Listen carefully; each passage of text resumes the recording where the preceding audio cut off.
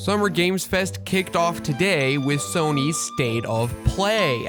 Like and subscribe for the epic rhyme gamers, alright? Despite the Summer Games Fest event not kicking off until next week, I guess it technically started today with, Sony's State of Play.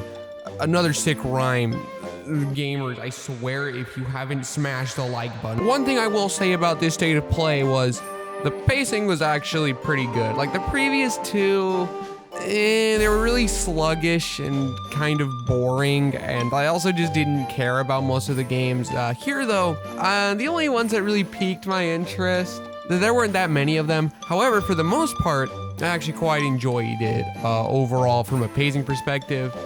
But from an announcement perspective, yeah, let's just get into it. So Resident Evil 4 Remake, in terms of exciting new game announcements, I think this was definitely the highlight. For me personally, despite not really being Resident Evil person, because I'm just too much of a coward to play the games.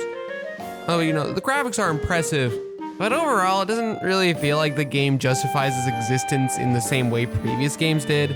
Essentially, it's just a prettier version of the original game. Although a March release date is pretty cool.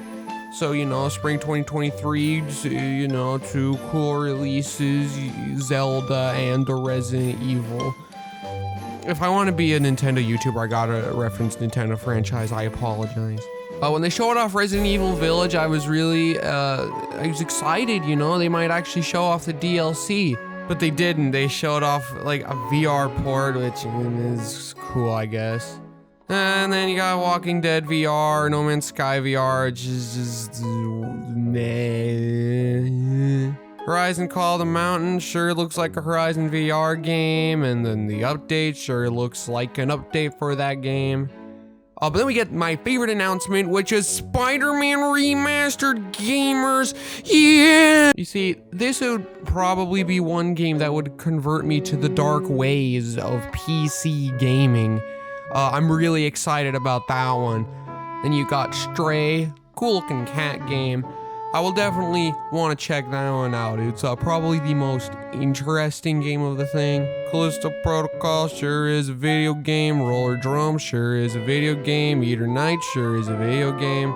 Then they showed off Street Fighter VI, which is kind of cool because it looks like it's taking an interesting new direction for the series without abandoning the core element of the series. I'm not too interested in it personally, but it's still pretty cool.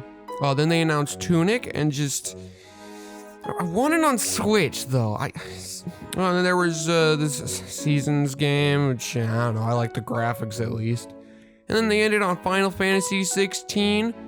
Good graphics, but it is definitely one of the most this isn't for me looking games I've seen in a while. But overall, that was definitely one of the better State of Plays. I don't really have much to say on it. And in terms of, kicking off Summer Games Fest as our replacement for E3 this year, yeah, I think that's, it's a decent way to start.